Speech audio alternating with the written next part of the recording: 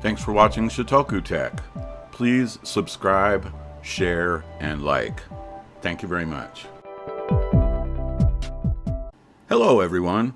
A friend of mine asked me how to migrate an ADFS farm and Azure AD Connect from on-premise to Azure Infrastructure as a Service. And so I thought I'd make a good video about that to answer the question. Let's start with AD Connect. AD Connect does work fine as IaaS in Azure Infrastructure as a Service. Just build a server, install AD Connect in staging mode, check it out. I'm going to show you a couple of links, the AD Connect config documenter and the CS export analyzer. So this page here covers quite well how to use the Azure AD Connect document config Azure AD Connect config documenter, and it also demonstrates clearly how to start installation in staging mode. So that's good for starters there. Let's talk about the CS export analyzer. This is how you can check your staging mode server and make sure that it's going to perform close to how your production server is configured, because sometimes you might miss a step even with the Azure AD Connect configuration documenter. If you forget to select an OU or forget to recreate your rules, etc., then this CS export analyzer is going to help you determine if the output of your staging mode server is going to be similar to your production server. Like if you suddenly see 6,000 users are deleted whereas before they were not, then you might not want to take that server out of staging, for example. So that CS export analyzer is very useful in that regard. Last but not least, this staging mode server can also serve as a high availability feature, in that you have another server built and configured similar to the other one, and so if a data center goes down, etc., that you can switch to the staged server quickly. So that answers a lot on the initial question there. Let's take a look at what else. What attributes to sync? Well, in my experience, we're only using the default attributes. There was a point in time where we were using the MSDS consistency GUID as the object ID in Azure and Office 365, but that was with the older version of AD Connect, so we had to include that attribute where it was not included by default. But in general, I'm just opening AD Connect, installing it, and this link takes you to the latest list of attributes, what's synced for each of that services, for each of the objects, etc. So you'll want to review this closely and be very familiar with it. Oftentimes we have a discussion at the workplace, what groups to sync in Azure, and I personally lean towards not syncing a lot of groups to Azure, because most of our groups on-premise in Active Directory are for the purposes of securing file shares. At least within our business, most of our intellectual property resides in file shares, whether it's DFS or just server specific. And those groups would really have no purpose in the cloud unless they're directly project related, where you might be able to consume it in SharePoint or as a distribution list. But that's so limited, and when you have tens of thousands of groups and you don't know which ones do what, it's a lot easier not to sync them to Office 365 unless you find your own need. So I hope that answers the question of what to synchronize. So let's talk about ADFS. My first question is, should I put ADFS into Azure? And the answer to that question is definitively yes. There's a great article that gives you a design for implementing ADFS in Azure Infrastructure as a Service. So it can be done, and apparently it's acceptable. I think I asked this question a few years ago and maybe had a different answer at the time. You notice here that they have express route between the on-premise and this ADFS. So you may have other network and subscription considerations that you'll want to examine if you're going to implement this design.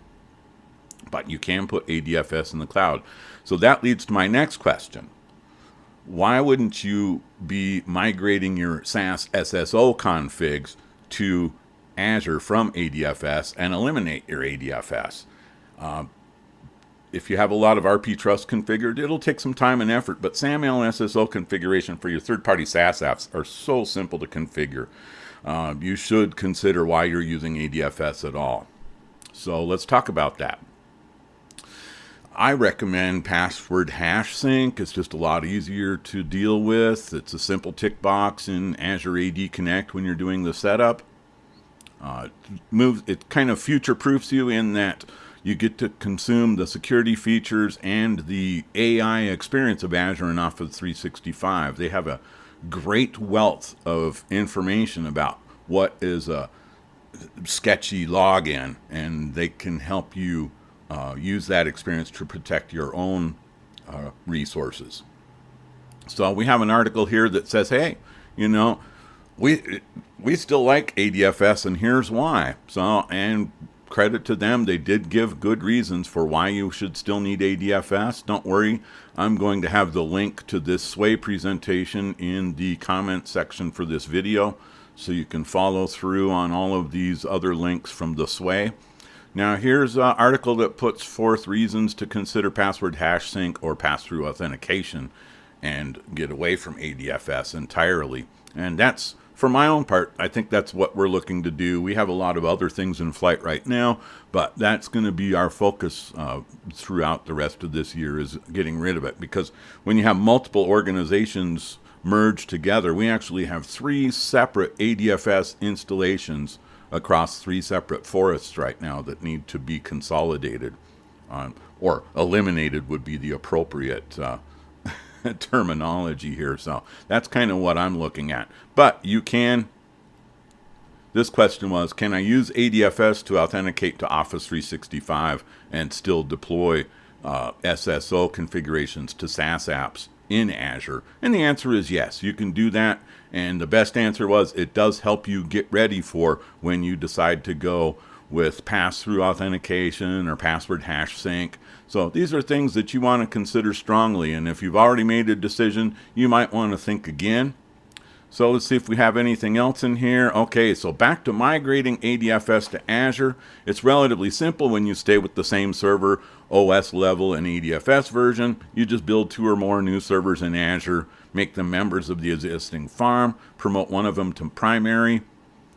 If you're using WID, you might not want to exceed the limit of farm members for this configuration. I think, at least originally for ADFS 3.0, if you're using the integrated database to store your configuration of ADFS information, then you're looking at 5 farm members as being a limitation for that. That may not be the case, but you don't want to build a whole bunch of servers and make them a farm member and collapse your existing infrastructure by mistake. So look at that carefully. You might be in a situation where you're taking one server in and taking one server out. Now, the beauty of Server 2016 and Server 2019 is you can introduce them into an ADFS 3.0 Server 20R2 ADFS farm, and they can become a farm member. And then once you've replaced all of your 2012 R2 farm members with the current server OS, then you can upgrade. It's called the farm behavior level. So once you've got all Server 2016 in ADFS, then you can raise your farm behavior level to 2016. If you're going to 2019, I just read that as well while I was making this, you can do the same thing after you've eliminated all the down level OS, and that upgrades you to the latest version, and you get to take advantage of the latest features. So there's more on that here. Great feature. I remember moving from our initial ADFS deployment to ADFS 3.0, and it was a lot of work, and you had 2 configurations in flight, one coming in, one going out, and then you had to cut over. So there was a lot of risk involved in upgrading ADFS back in that time. So they've streamlined this a lot now to go to Server 2016 or Server 2019. Well, that's it for today. I hope I've answered all the questions, and look for the link to the SWAY presentation in the comments of the video on my YouTube channel. Please subscribe, share, and like my YouTube channel. I'm doing this for the drama, and I'm doing this to share information and ideas, and the more people that participate in that, the better the information and ideas we'll get. Again, thank you very much.